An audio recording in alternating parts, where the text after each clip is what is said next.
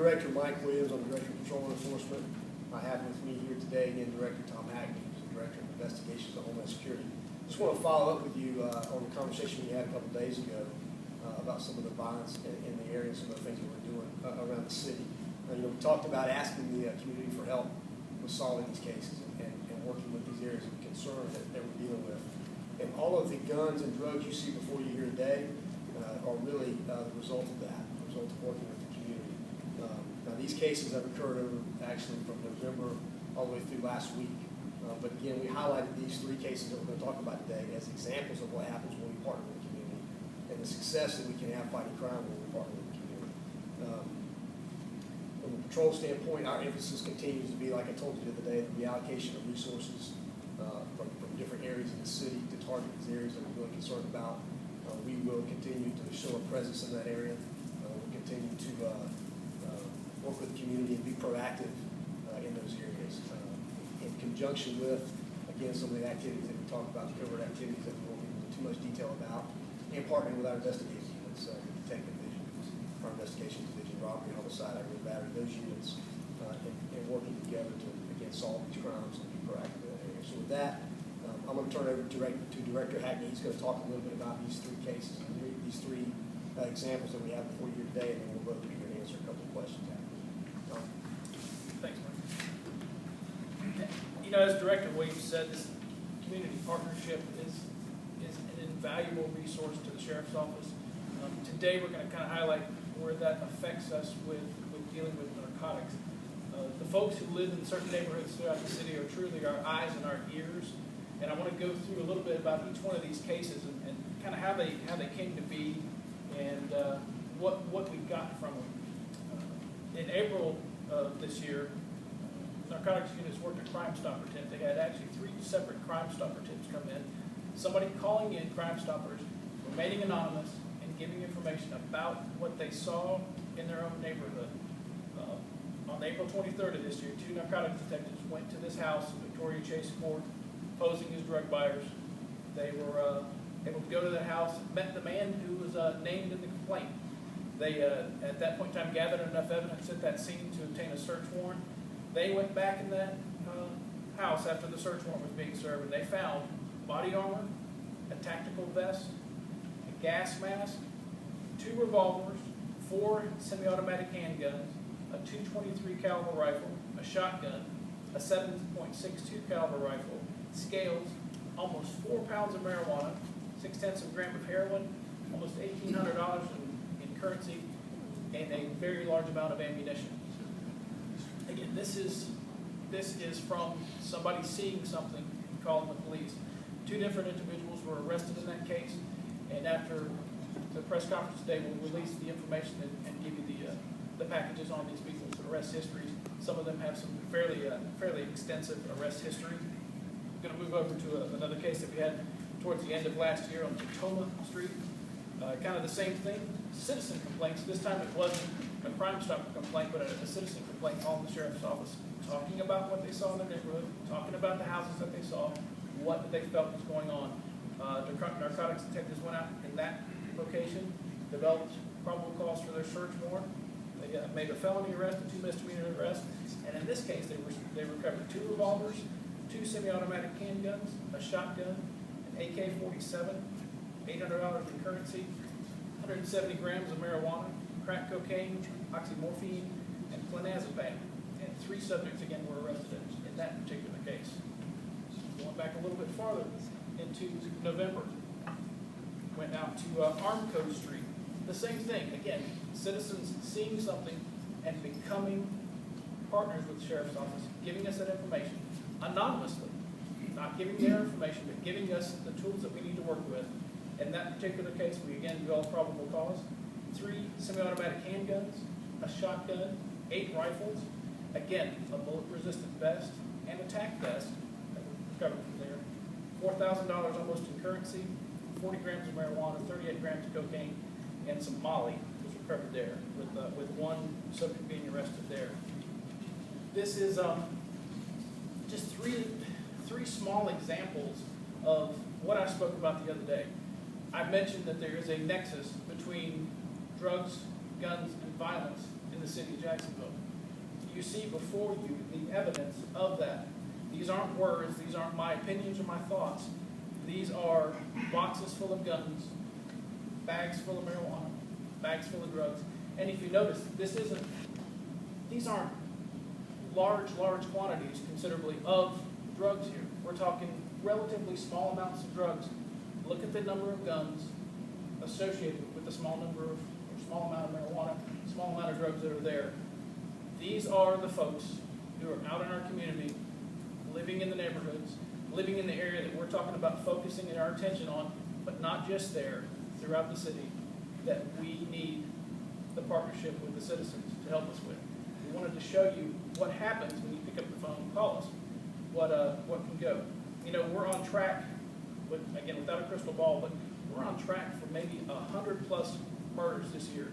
If we continue on the track that we're on now, we could be in 100+ murder year. That's unacceptable. Sheriff's mentioned before, one's too many. I can certainly tell you that 100+ is 100+ too many. We need resources to deal with these crimes. We need resources to deal with the narcotics issues, with the gun issues, with the violent issues.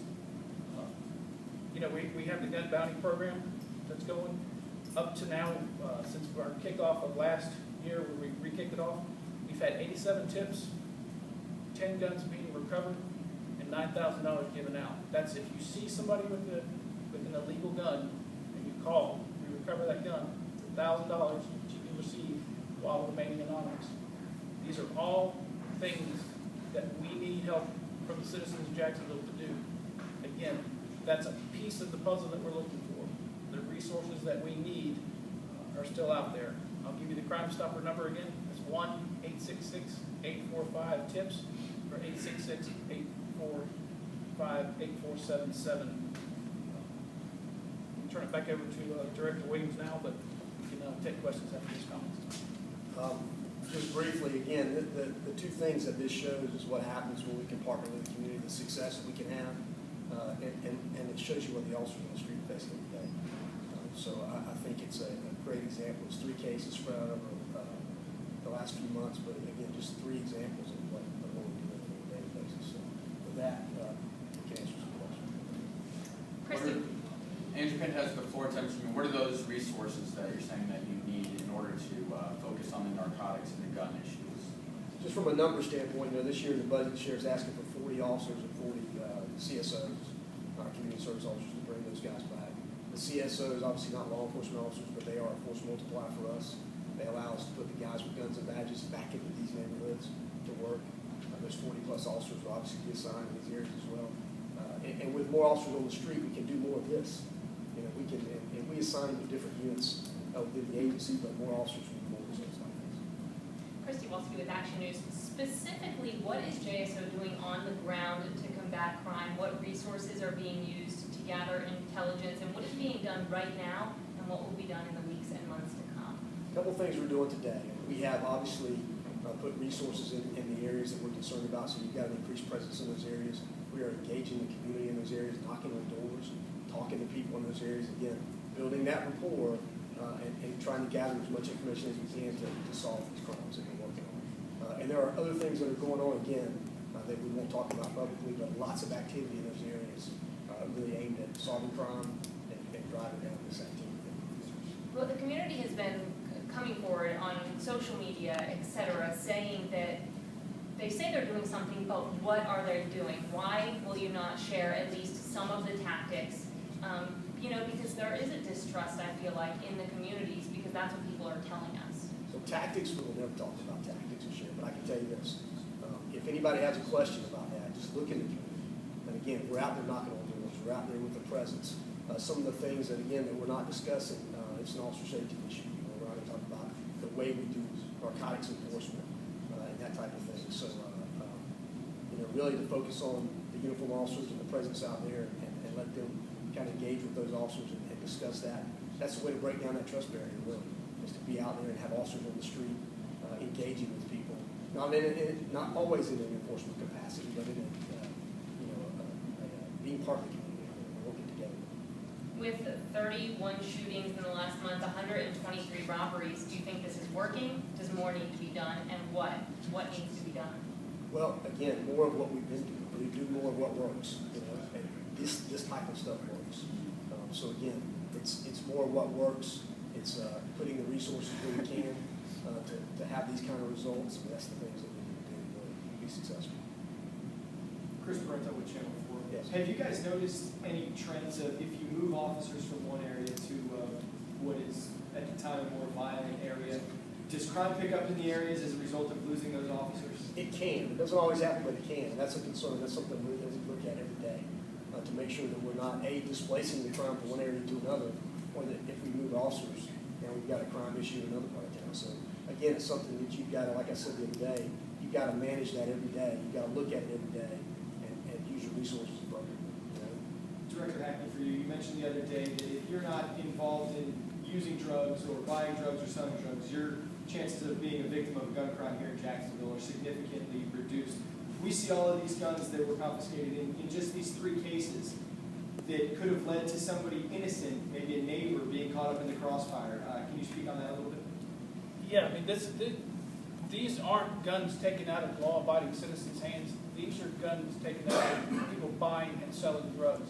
These are people who are wearing bullet-resistant vests, like we are. These are in people's neighborhoods. These are people living next door to some people.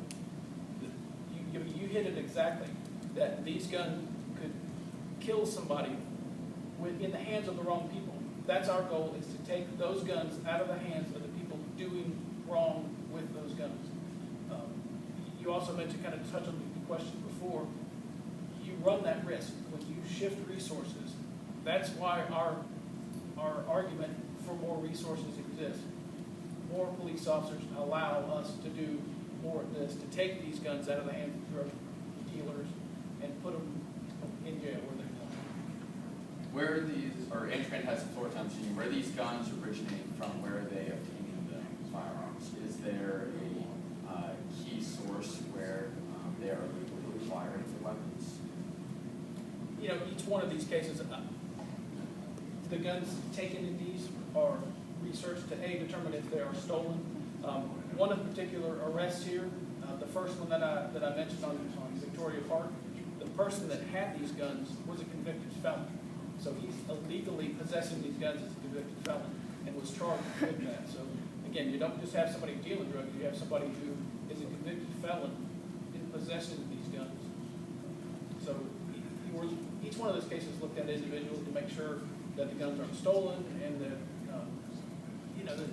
the people don't illegally possess them. Were any of these guns stolen?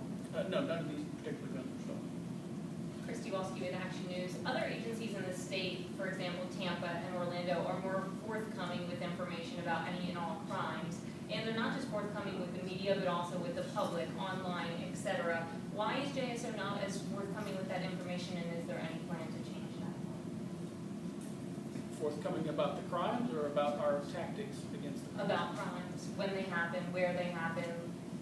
The media can know right away, not just, for your example, only if the ears is sent out do we find out about it. There's no scanners available. Is there going to be a change in the way that process works? You know, the issues with the police radios and the scanners have been covered before, and I believe that issue has been put to rest by the sheriff. We've worked through our communications center to put our emergency alert radio broadcasts out. We ensure that the public is aware. Myself, as Director of Investigations, when there's an issue as it relates to these crimes, we get out in front of it, get out to notify the public of what's going on. We are always working to improve, but the system that we currently have, we are happy with the way it's operating. For example, there were some robberies that happened overnight that the media was never notified. And is that going to change? Is there going to be a way we can see when a crime happens, and then we can decide whether it's newsworthy? Why does JSO decide whether it's newsworthy? We are currently in the process of putting some things together for the news media to be able to get them more up-to-date information through some of the use of some of the websites that we have. So that piece is potentially forthcoming. So there, again, like I said, we're always looking for ways to improve what we're doing. The public has a right to know. We believe that, and we will work towards that as we move forward in the future. But again, that's where we are. Any further Sorry. Is the Andrew Task Force on Genius the need more to focus on beat patrol then, or is it on investigative work into crimes committed? Is the resources that are needed to be invested into on the ground patrol officers, or are you looking to invest the resources into investigating committed crimes? Both. You need both that presence on the street, and you need obviously also the time to follow up those crimes. Lindsay Kilbright, WJCT. Do you think that the high number of shootings last month in any way correlated with more people calling into Crime Stoppers, more people utilizing that at all? Like, They asked me the question again. was there an increase in people? I know you said all of these were people partnering from the community. Was there an increase in people doing that, because there were so many shootings last month that people were kind of scared for their community, or do you think that's not related at all? No, I think, I don't have the exact number, but I think anytime you see a spike like this, that you are going to see calls increase and the community get more involved. And our challenge is to maintain that emphasis, not just do it when we have a spike in crime, but have that engagement piece, very active all the time. So that very well could have, caused an increase, but I think the important thing is to work towards always increasing that community involvement, always increasing those tips and those calls, Crime Stoppers and gun balance, and those other things that we have in place. Some of what my goal with this today was as well, to show the media and the public that when you call, when you pick up the phone, those aren't jotted down and stuck in a folder. We actively work these cases when we're called, and here's just three examples of the results of those. So again, our goal is to share this information with the public. Anything further? Thank you all for your time. Thank you, Director.